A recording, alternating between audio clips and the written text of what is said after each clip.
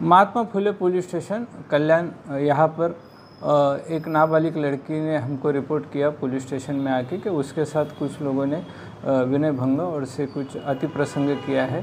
तो हमारे Mahatma Phule police station के वरिष्ठ पुलिस निरीक्षक इन्होंने घटना का गांभीर्य ध्यान में लेते हुए ताबड़तोब गुना दाखिल किया है और इसमें 7 आरोपी को अटक किया है।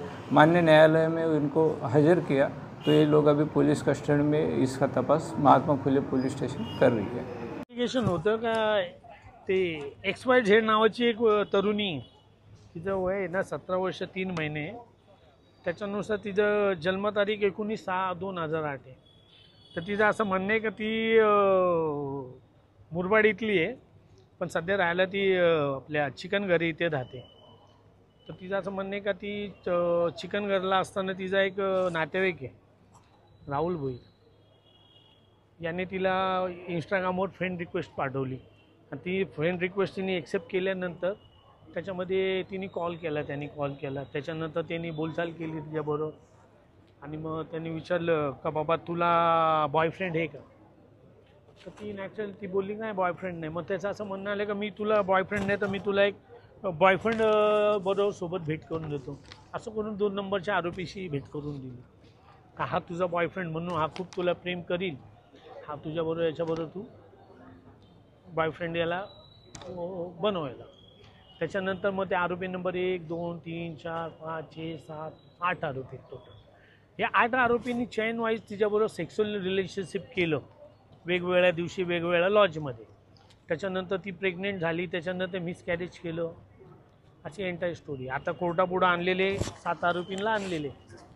आता याच्यामध्ये जे CR नंबर आहे, हा जो IPCचे जे सेक्शन आहे पहिलेचे IPCचे 126/2, जो BNSचा 341 आहे, त्याच्यानंतर IPCचा 360 आहे, जो BNSचा 137 आहे, त्याच्यानंतर 354 आहे, त्याच्यानंतर 376 आहे, 376D आहे, 376(2) आहे आणि 312 आहे मिसकॅरेज। म्हणजे एवढ्या लोकांबरोबर सेक्शुअल रिलेशनशिप केल्यावर ती गरोदर राहिली, अशी स्टोरी। त्याच्यानंतर मिसकॅरेज केलं।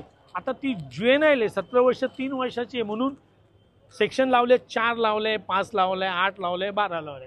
आता 5 का लावले तर गँग रेप आहे म्हणून हे 5 सेक्शन लावले।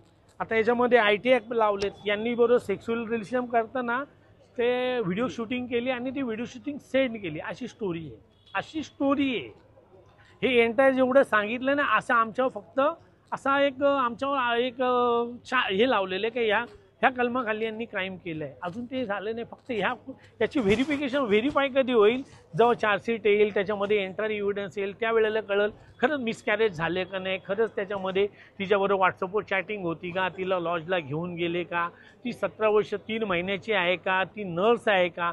जर आता जर असं बघितलं का तो जो तिने जो कोर्स सांगितला आहे GNM, हा 3 वर्षाचा कोर्स आहे आणि दुसरा GNMचा सेकंड आहे माइल्ड वाईफ, हा 2 वर्षाचा आहे। त्याच्यामध्ये 17 वर्ष कंप्लीट आणि BSc तो सायन्सचा स्टुडंट लागतो। म्हणजे तिने त्या मुलीने जे सांगितले त्या मेहरबान कोर्टाला मी मेन्शनिंग केलेलं आहे का फक्त व्हिक्टिमचं वय जेवढं व्हेरीफाय करून घ्यावं। जर ती तिचं जर जन्मतारीख 17 वर्ष 7 महिने म्हणजे 16च्या जास्ती, 17 वर्ष 3 महिन्याचे तर 17 वर्ष 3 महिन्याचे, तर फक्त तिचं एज जरा व्हेरीफाय करून घ्यावं, संबंधित पेपर्स बघावेत, त्यांचे डॉक्युमेंट्स घ्यावेत। त्याच्यानंतर तिथं पण त्या सगळ्या गोष्टीसाठी मेहरबान कोर्टाने 30 तारखेपर्यंत पोलीस कस्टडी दिली। आरोपींनी ज्या गाडींमध्ये घेऊन गेले किंवा मोबाईल सीज वापरलेत, ते मोबाईल सीज करायसाठी, त्या जे गाड्या वापरल्यात ते सीज करायसाठी त्यांना 7 दिवसाची पोलीस कस्टडी दिली। आता त्यांना 30 तारखेला मेहरबान कोर्टात हजर करतील।